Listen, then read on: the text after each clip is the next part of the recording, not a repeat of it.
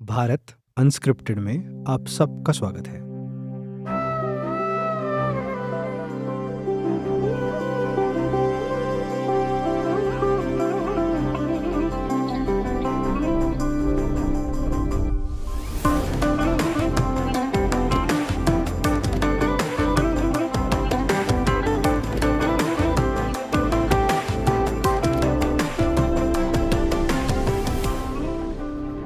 कहानियों की शुरुआत करेंगे रामायण के कालखंड से। रामायण की कहानी हम सब ने कई बार सुनी है। भगवान राम की कहानी हम सबको मोस्टली पता है।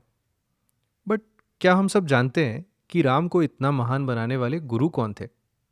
और द सरप्राइजिंग फैक्ट दैट भगवान राम के दोनों गुरुओं में एक तरफा दुश्मनी थी। यह है हमारी पहली कहानी। चलो सुनते हैं। भगवान राम के दो गुरु थे, ऋषि वशिष्ठ और ऋषि विश्वामित्र। जब तक राम छोटे थे तब वशिष्ठ ने उन्हें धर्म की शिक्षा दी, और जब थोड़े बड़े हुए तो शस्त्रों का ज्ञान उन्हें मिला विश्वामित्र से। भगवान राम का पहला युद्ध, राम का सीता माँ से मिलना और उसके बाद का पूरा इतिहास, ये सब शुरू हुआ विश्वामित्र से, उनके एक डिसीजन से। वन डिसीजन और foresight that gave us the biggest story of the universe. Ramayana में विश्वामित्र का योगदान इतना बड़ा है कि बिना उनके ये कहानी शायद शुरू ही नहीं होती। लेकिन मेजॉरिटी लोगों को उनकी एक ही बात याद है, एक ऋषि जिनकी तपस्या मेनका नाम की एक अप्सरा ने भंग की थी। पर यह उनकी बहुत बड़ी कहानी की एक छोटी सी घटना है। बाकी पूरी कहानी is a stuff of legends. But let's back up a bit. ये दोनों ऋषि मिले कैसे और दुश्मन क्यों बन गए? तो ये समझने से पहले समझना होगा विश्वामित्र कौन थे। And the bit is, Vishwamitra ना जन्म से ऋषि थे, ना ही उनका नाम विश्वामित्र था। विश्वामित्र का असली नाम था राजा कौशिक। जैसे भगवान राम रघुवंश के थे, वैसे ही प्राचीन भारत में और एक वंश था, कुश। कुश वंश में कुछ 14,000 साल पहले एक राजा थे, कौशिक। बहुत प्रभावशाली राजा।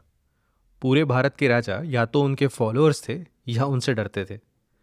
राजा कौशिक के पास एक बहुत बड़ा और बहुत संपन्न राज्य था। संपन्न मीनिंग रिच, जिसमें 1 लाख से ज़्यादा सैनिक, 50,000 से ज़्यादा घोड़े और लगभग उतने ही हाथी थे। ये राजा अपनी इतनी बड़ी सेना के साथ आए दिन भारत दर्शन पर निकल जाता, और ये सब जिस प्रदेश जाते वो प्रदेश उनका भव्य स्वागत करता। वहाँ के लोग और राजा उनका खूब आदर सत्कार करते, और ये सेना अपने राजा के साथ आगे बढ़ते जाती। But every one has that one moment when everything changes for ever. Kaushik के जीवन में वो घटना हुई जब ऐसे अनेक प्रदेश पार करते करते उनकी सेना जा पहुंची एक आश्रम के पास। वो था एक छोटा सा आश्रम ऋषि वशिष्ठ का। वशिष्ठ कौशिक को देखकर बहुत खुश हुए और पूरी सेना का स्वागत किया। थोड़े डिस्कशंस हुए and then Kaushik got up to leave. पर जैसे ही उठे, हैरान हो गए ये देखकर कि उनकी पूरी सेना के पास बहुत सारा खाना आ चुका है। वो सोच में पड़ गए कि एक ऋषि, उनके थोड़े से स्टूडेंट्स ये छोटे से आश्रम में इतनी बड़ी सेना का खाना कैसे बना पाए, वो भी इतनी जल्दी। क्यूरियोसिटी में जब उन्होंने ऋषि से पूछा, तब वशिष्ठ ने दिखाया द मैजिक ही हेल्ड। उन्होंने कौशिक को मिलाया अपनी शबला से। शबला एक विश फुलफिलिंग काउ थी। कौशिक के मन में वो गाय देखकर एक ऑब्वियस आइडिया आया कि अगर ये गाय हमेशा उनके साथ रहे तो उन्हें लाइफ में कभी कोई चिंता ही नहीं होगी। उन्होंने वशिष्ठ से शबला की मांग की और कहा कि एक गाय के बदले वो 100,000 गायें, हाथी, रथ, सोना, रत्न सब देने को तैयार है। पर वशिष्ठ ने नम्र होकर मना कर दिया। कहा कि शबला उनकी तपस्या है और वो उसे नहीं दे सकते। कौशिक निगोशिएट करते रहे, वशिष्ठ उनको मना करते रहे। ये कुछ देर चलता रहा। फाइनली कौशिक राजा का पेशेंस खत्म हो गया। उनके जैसे इतने बड़े सम्राट को एक ऋषि इतनी बार मना कर रहा है, ये बात उनसे सहन नहीं हुई। गुस्से में उन्होंने शबला को जबरदस्ती ले जाने की कोशिश की। वशिष्ठ इससे पहले कुछ रिएक्ट कर पाते या समझ पाते कि चल क्या रहा है, शबला के आसपास से हजारों डिवाइन वॉरियर्स निकले और कौशिक की तरफ दौड़ पड़े। इतने योद्धा देखकर कौशिक की सेना भी अपने राजा को बचाने युद्ध में कूद पड़ी। एक छोटा सा युद्ध हुआ और शबला और वशिष्ठ की सेना ने इतनी बड़ी आर्मी को आसानी से हरा दिया। उस आर्मी में कौशिक के पुत्र भी थे, वो भी मारे गए। कौशिक और उनकी सेना सिर्फ देखते रह गई। अपने बेटों की मृत्यु, अपनी इतनी बड़ी हार, ये सब देखकर कौशिक गुस्सा बहुत हुए, बट कुछ कर नहीं पाए। अपने बेटों की मृत्यु का दुख लेकर अपने राज्य लौट गए। भारत भ्रमण बीच में ही रुक गया। कौशिक अपने राज्य लौट तो गए थे, पर उनके मन में हार का दुख घूमता रहा। बात हमेशा पता थी कि वो वशिष्ठ को युद्ध में नहीं हरा सकते। शबला क्या कर सकती थी ये उन्होंने देख लिया था, पर हार को डाइजेस्ट कर बिना कुछ किए रह भी नहीं सकते थे। रास्ता एक ही बचा था, ऋषि से लड़ाई, ऋषि बनकर। एक ऋषि की तरह तपस्या, शंकर भगवान को प्रसन्न करना और वरदान में कुछ ऐसा मांगना कि वशिष्ठ को हराया जा सके। The plan was set. तो कौशिक निकल गए हिमालय की ओर और साल भर तपस्या की। तपस्या पूर्ण हुई, भगवान शंकर प्रसन्न हुए। बोले, मांगो जो वरदान मांगना है। कौशिक झट से बोले, डिवाइन वेपन्स। वरदान पूर्ण हुआ और बिना रुके कौशिक निकल पड़े वशिष्ठ से युद्ध करने, अपने सारे डिवाइन वेपन्स लेकर, और वशिष्ठ के आश्रम को तोड़ने लगे। अपने इतने साल से बनाए हुए आश्रम को टूटता बिखरता देख वशिष्ठ ने अपने अस्त्र निकाले और देखते ही देखते कौशिक के सारे वेपन्स डिस्ट्रॉय हो गए। कौशिक एक बार फिर हार गए, एक बार फिर अपमानित हो गए। कौशिक का गुस्सा अब और ज्यादा था, हार का बोझ और बढ़ गया था।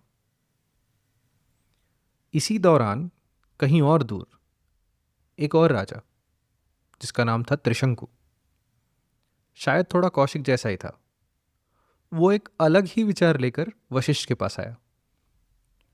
वो स्वर्ग जाना चाहता था, पर बिना मरे। वशिष्ठ ने त्रिशंकु को समझाया कि यह पॉसिबल नहीं है, क्योंकि ये नेचर के अगेंस्ट है। त्रिशंकु यही इच्छा लेकर कौशिक के पास गया। सोचा राइवलरी का फायदा उठाया जाए। And as expected, Kaushik responded positively and promised कि वो स्वर्ग यहीं बनाएंगे। तो स्वर्ग बनाने के लिए कौशिक ने फिर एक बहुत बड़ा यज्ञ रचा। सारे देवी देवताओं को इनविटेशन भेजा। जब यज्ञ पूरा हुआ तो एज एक्सपेक्टेड स्वर्ग नहीं बना। त्रिशंकु की इच्छा पूरी नहीं हो पाई। यह हार किसी वॉर में नहीं थी, पर सबके सामने, सबकी नज़र में एक बार फिर वशिष्ठ जीत गए। जो उन्होंने कहा था पॉसिबल नहीं, वो नहीं हो पाया। कौशिक अब तीसरी बार हारे थे और अब समझ गए थे कि इंट्रोस्पेक्शन और खुद में बदलाव जरूरी है। वो जानते थे वशिष्ठ एक ब्रह्मर्षि है, माने ऋषियों की सबसे सुपरलेटिव ग्रेड। सो अब दो ही ऑप्शंस थे, या तो हार मान लो या तो ब्रह्मर्षि बन के वशिष्ठ से युद्ध करो। कौशिक जैसा इतना बड़ा राजा हार मानने से रहा, सो निकल पड़े पुष्कर की ओर, ब्रह्मर्षि बनने, साक्षात ब्रह्मदेव को प्रसन्न करने। But destiny unfolds in mysterious ways. उनकी तपस्या भंग करने पहुंची Menaka. Kaushik fell in love और तपस्या छोड़ कौशिक और मेनका साथ रहने लगे। कंपेनियनशिप में 10 साल गुजर गए और एक दिन अचानक रियलाइज हुआ कि तपस्या अधूरी रह गई। मन भटक गया। कौशिक ने मेनका को उनका इतिहास बताया और तपस्या की फिर से शुरुआत की। इस बार इस डेडिकेशन से कि मोह को जीतना है। इस बार तपस्या और गहरी थी। अब कोई डिस्ट्रैक्शन नहीं था। फिर कुछ साल बीत गए और जैसे एक दिन कौशिक को मेनका दिखी थी, वैसे ही एक दिन एक और अप्सरा दिखाई दी। उसका नाम था रंभा। रंभा को खुद इंद्र ने भेजा था to see if he can distract Kaushik. Kaushik की नज़र जब रंभा पर पड़ी तो मोह नहीं हुआ, कोई अट्रैक्शन नहीं हुआ, बट उनकी इतनी कड़ी तपस्या को रोकने आई रंभा पर बहुत भयंकर गुस्सा आया और गुस्से में रंभा को श्राप दे दिया। जैसे ही श्राप दिया समझ गए कि ब्रह्मर्षि बनना थोड़ा दूर था, उनकी तपस्या अभी पूरी नहीं हुई थी। मोह पर विजय अगर पा भी लिया होगा तो क्रोध पर पाना बचा था। अब कौशिक समझ गए थे वशिष्ठ इतने पावरफुल क्यों है, ये जान गए थे। तपस्या और कड़ी करने के लिए उन्होंने ले लिया मौन व्रत, न शब्द न श्राप, और एक घोर तपस्वी की तरह he was surviving on oxygen only. 10 वर्ष बीत गए, तपस्या पूरी हुई। कौशिक ने जब आंख खोली तो ही रियलाइज्ड कि वो खुद से जीत चुके हैं। जब 10 वर्षों बाद कौशिक ने पहली बार खाना खाने के लिए हाथ बढ़ाया, उसी क्षण एक ब्राह्मण आकर बोला, भिक्षाम देहि। कौशिक ने बिना झिझक, बिना कुछ बोले अपना सारा खाना उस ब्राह्मण को दे दिया। तपस्या पूरी हुई ये देखकर ब्रह्मदेव प्रकट हुए और ब्रह्मदेव ने डिक्लेयर किया कौशिक को ब्रह्मर्षि, एग्जैक्टली लाइक वशिष्ठ। ब्रह्मदेव ने बोला, ब्रह्मर्षि कौशिक, मांगो जो वरदान मांगना है। पर कौशिक ने कोई वरदान नहीं मांगा, बस हाथ जोड़े विनती की और बोले कि उन्हें कुछ नहीं चाहिए, बस वशिष्ठ उनका स्वीकार करे। कौशिक के ब्रह्मर्षि बनने की खबर कुछ दिन बाद वशिष्ठ तक पहुंची और वो बहुत खुश होकर कौशिक से मिलने आए। उन्हें गले लगाया और कहा कि आज से ये पूरा जग उन्हें विश्वामित्र के नाम से जानेगा, मीनिंग द वर्ल्ड्स फ्रेंड। एक राजा जो तपस्या में बैठा था बदला लेने, वो महाज्ञानी ऋषि बनकर आगे बढ़ा। इन्हीं विश्वामित्र ने गायत्री मंत्र की रचना की और आगे कई ग्रंथ लिखे। आगे चलकर भगवान राम को कई पाठ पढ़ाए। सही शक्ति वो है जो पहले खुद पर विजय पाए, खुद में बदलाव देखे, जो हार और जीत दोनों में विनम्र हो।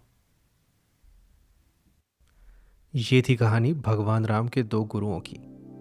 अगली कहानी के साथ जल्द मिलते हैं।